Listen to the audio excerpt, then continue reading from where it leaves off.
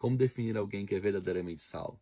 Nós temos dado diversas provas durante esses estudos, mas hoje vamos nos concentrar sobre o verdadeiro amor.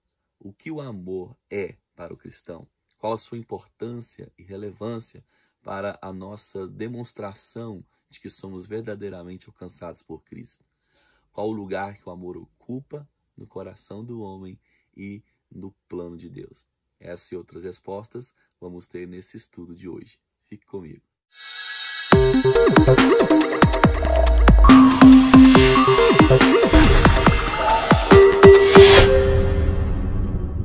A posição bíblica de hoje está na primeira carta de João, no capítulo 3, versículo 11 ao 24, que diz assim: Porque a mensagem que ouvistes desde o princípio é esta, que nos amemos uns aos outros, não segundo Caim, que era do maligno, e assassinou a seu irmão. E por que o assassinou? Porque as suas obras eram más, e as de seu irmão justas. Irmãos, não vos maravilheis se o mundo vos odeia. Nós sabemos que já passamos da morte para a vida, porque amamos os irmãos. Aquele que não ama permanece na morte. Todo aquele que odeia seu irmão é assassino. Ora, vós sabeis que todo assassino não tem a vida eterna permanente em si. Nisto conhecemos o amor, que Cristo deu a sua vida por nós, e devemos dar a nossa vida pelos irmãos. Ora, aquele que possui recursos neste mundo e vira seu irmão padecer em necessidade e fechar-lhe seu coração, como pode permanecer nele o amor de Deus? Filhinhos, não amemos de palavra nem de língua, mas de fato e de verdade.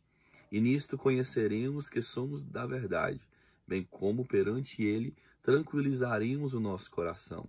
Pois se o nosso coração nos acusar, certamente Deus é maior do que o nosso coração e conhece todas as coisas. Amados, se o coração não nos acusar, temos confiança diante de Deus. E aquilo que pedimos dele, recebemos, porque guardamos os seus mandamentos e fazemos diante dele o que lhe é agradável. Ora, o seu mandamento é este, que creiamos em nome de seu Filho Jesus Cristo e amemo-nos uns aos outros, segundo o mandamento que nos ordenou. E aquele que guarda os seus mandamentos permanece em Deus, e Deus nele. E nisto conhecemos que ele permanece em nós, pelo Espírito que nos deu. O amor.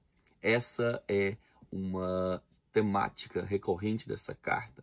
E esses versículos dos quais lemos agora vão se concentrar em falar dessa importância, da importância do amor na vida de um cristão.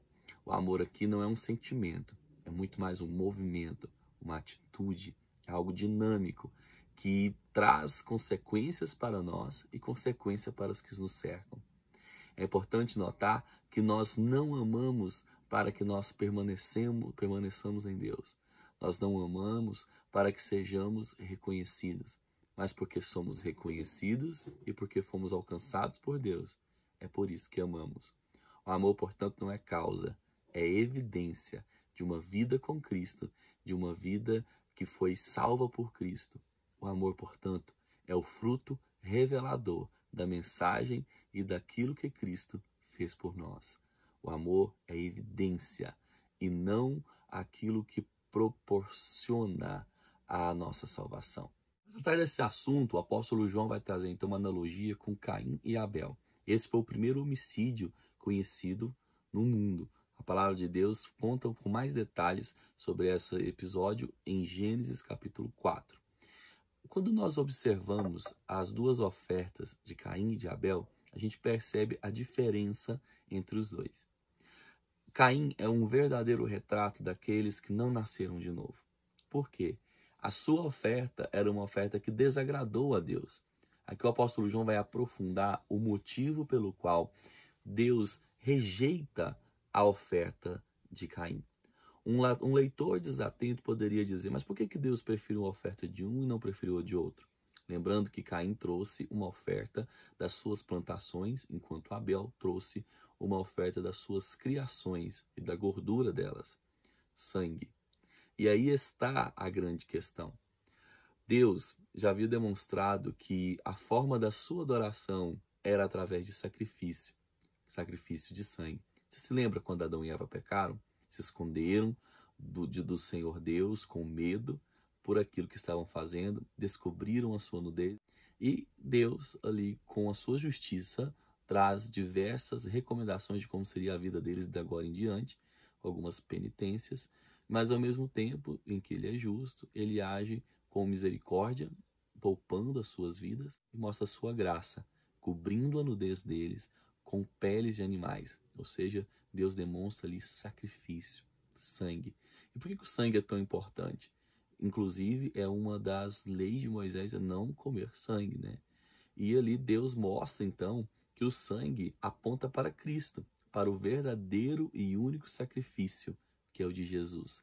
Então, o sangue era importante nesse sentido, porque sangue é vida. E derramar uma vida traz ali, então, essa conotação tão séria de aliança. E é interessante quando a gente pensa sobre isso, porque quando Caim, todos conhecem a história, mata o seu irmão Abel, Deus diz que o sangue de Abel clamava sobre a terra para Deus. Então, o derramamento de sangue revela uma aliança seja com Deus e, no caso do assassinato, com o próprio diabo. E é interessante aqui que nós percebemos nessa história que então Deus rejeita a oferta de Caim, não porque ele apenas preferia uma coisa à outra, mas pelo significado e por aquilo que significava para o coração de Deus uma oferta de sangue. Então ele está ali, naquela situação, a Caim é rejeitado por Deus, lhe cai o semblante, e ali nós vemos algo forte. Deus vira para ele e fala: por que você caiu o semblante? Você pode ofertar de uma maneira que me agrada. É só ofertar da maneira correta. Ou seja, o que cegou o olhar de Caim, o que machucou Caim, o que feriu o orgulho de Caim, foi exatamente as virtudes e as qualidades do seu irmão Abel. Evidentemente que Abel também tinha pecados. Evidentemente também que Abel tinha ali situações que desagradavam a Deus. Mas o que chateou o seu irmão não foi aquilo que ele errava, mas os seus acertos. Então, Caim se torna uma figura para o mundo que persegue a igreja. E naquela situação de tanta perseguição da qual a Bíblia foi escrita, a gente percebe que o apóstolo João vem trazer essa situação para aquela igreja. A igreja que seguia o Senhor, que ofertava a sua vida diante de Deus, era, portanto, aquela representação de Abel, daquele que apresentava-se como um culto de acordo com o que Deus agrada. E Caim é a representação de alguém que despreza aquilo que Deus vê como importante. Quando nós ignoramos os preceitos de Deus e prestamos uma adoração parcial do nosso coração, no sentido de louvar a Deus da forma como eu quero e não a forma como Ele espera que eu adore, isso demonstra um desprezo pela verdade da palavra. Isso demonstra que eu quero ser um adorador conforme eu acho que deve ser a adoração. Isso demonstra também um coração como o de Caim, que ele presta uma oferta para Deus a seu modo, afrontando o Deus que esperava uma adoração como a que ele via como correta, mas ele também demonstra para Deus uma adoração falsa, uma adoração que não olhou para o seu próprio coração. O seu coração ali foi desmascarado pela inveja que sentia do irmão, mas essa inveja estava ali presente. Essa inveja, então, foi só apenas escancarada, ela já existia dentro do coração dele. Portanto, isso nos mostra que ofertas feitas sem olhar para o nosso próprio coração são ofertas que Deus não recebe. Um coração cheio de ódio, um coração do maligno. E é tão forte essa identificação da palavra de Deus, porque Abel era sim filho de Deus. Já o Caim era filho do diabo, filho do maligno. E lembra que a gente já falou sobre isso, né? Aquele que ama é filho de Deus. Aquele que odeia demonstra ser filho do mal, filho do diabo. Lembre-se que Jesus chamou os fariseus de filhos do maligno. E eles fizeram exatamente o que Caim fez com Abel. Matou. Ou seja, a sua boa procedência, a sua adoração a Deus, o seu coração puro e nascido de novo, foi o que fez com que ele perdesse a sua própria vida. E é por isso que a igreja sempre será tão perseguida e tão destituída de prestígio nesse mundo. Ela vai ser, então, perseguida, morta em toda essa situação. Isso quando ela segue verdadeiramente o Evangelho de Cristo e a percepção de Deus para as coisas. Agora, como que esse amor é demonstrado?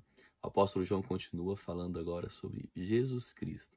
Lembre-se que Caim, quando chama seu irmão Abel para ir com ele até as Campinas, ele mostra ali um amor de palavras, mas as suas atitudes e o seu coração era um coração de ódio, que em breve mataria o próprio irmão. Ele apresenta uma figura amistosa, mas seu coração está distante de ser alguém amistoso e amável verdadeiramente. Isso nos demonstra que é muito fácil nós amarmos com palavras, mas Cristo aqui agora se torna o verdadeiro e supremo exemplo de amor ao próximo. Enquanto Caim é um supremo exemplo de amor a si mesmo, ao seu próprio ego, a adoração à sua própria imagem, o amor de Cristo é totalmente o contrário disso. Qual que é o contrário do homicida? É aquele que se sacrifica pelo outro. É claro que Cristo não nos chama a um sacrifício vicário como o dele. O que é vicário? Um sacrifício de morte, onde você se entrega à morte para que outros sejam salvos. Não é um sacrifício literal, mas é um sacrifício de si mesmo, do seu próprio tempo, dos seus talentos, das suas posses, em benefício do outro. Aí o apóstolo João vai começar a falar do necessitado. Ele parte dessa noção de amor, dessa noção de demonstração de amor, do particular, do geral, para o particular.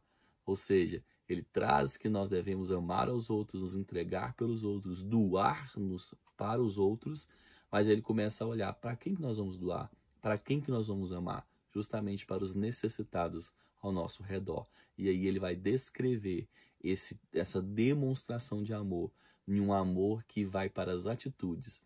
Amor, verdadeiramente, como a gente percebe na palavra, não é tanto um sentimento, não é a vontade apenas de fazer algo, não é apenas algo de afetos do impulso que vem de dentro, mas são decisões diárias de olhar para quem está do meu lado, de olhar para quem está precisando de mim nesse momento e eu compartilhar o que eu tenho, o que eu sou. E quando a gente pensa em compartilhar, nós pensamos em compartilhar comida, em compartilhar socorro para um doente, mas compartilhar também o nosso tempo, como o nosso tempo se tornou algo precioso e talvez o maior presente que as pessoas necessitam. Tempo. Tempo para não falarmos de nós, ou dos nossos talentos, ou da nossa própria vida, mas tempo para ouvir as dores, para ouvir aquilo que o outro tanto quer falar, mas principalmente para depois de ouvir, compartilhar as verdades do reino de Deus, compartilhar as verdades de quem Deus é. Por fim, o apóstolo João vai trazer os resultados desse amor. Ele cita sobre a consciência tranquila, ele cita sobre que quando amamos, demonstramos que permanecemos em Deus e que nossas orações serão, então, respondidas.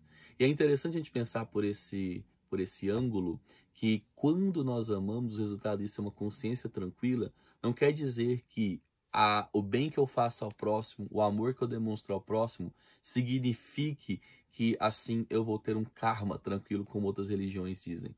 Na realidade, o fato de eu estar amando o outro é um argumento para o meu coração, para o coração que me acusa.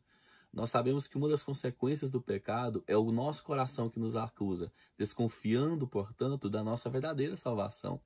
Mas isso é algo que nós podemos argumentar com nós mesmos, dizendo, olha, apesar da minha consciência me acusar, eu tenho amado o próximo, e não que isso vá fazer com que eu seja salvo, mas isso demonstra que Jesus me alcançou. Se eu tenho as mesmas atitudes de Cristo, se eu amo o próximo como Cristo me ensinou que eu amasse, eu estou no caminho certo e tudo vai dar certo, porque se eu continuar no amor de Cristo, esse amor vai me transformar e essa transformação vai continuar acontecendo.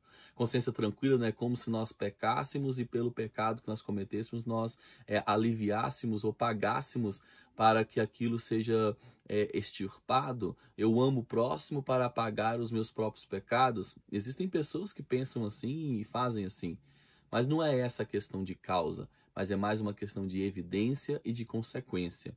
Quando nós desconfiamos da nossa própria salvação, seja por nossas próprias falhas, seja por qualquer outra situação, acusação do inimigo ou perturbação de outros ao nosso respeito, nós precisamos nos apegar a como tem sido nossa vida. E esse vai ser um grande sinal de que nós estamos no caminho certo, até para que nós possamos avaliar o nosso coração de tempo em tempo. Para tranquilizar a nossa consciência, temos que perceber como que temos amado e tratado o próximo. Da mesma maneira, as orações. Não é que se nós fizermos o bem, Deus, como uma barganha, vai fazer com que nossas orações se tornem realidades. Na realidade, o que o apóstolo João está dizendo é que ao amar o próximo, isso vai nos mostrar que a demonstração de amor por Deus e pelo próximo são sinais de que a minha vontade se tornou a mesma vontade de Deus. E é por isso que a oração vai ser cumprida.